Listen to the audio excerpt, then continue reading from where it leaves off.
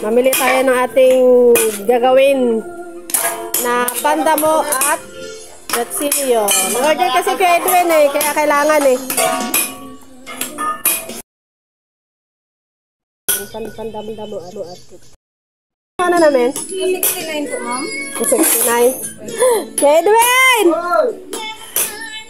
Pwede to 60 na lang, tawad.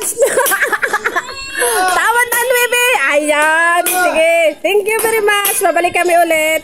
O, diba, ang bait, tawad ang Nuebe. Ay, malaking bagay ng Nuebe, ha? Yan yung may-ari ng John Shop, pero nagtatrabaho siya, o, diba?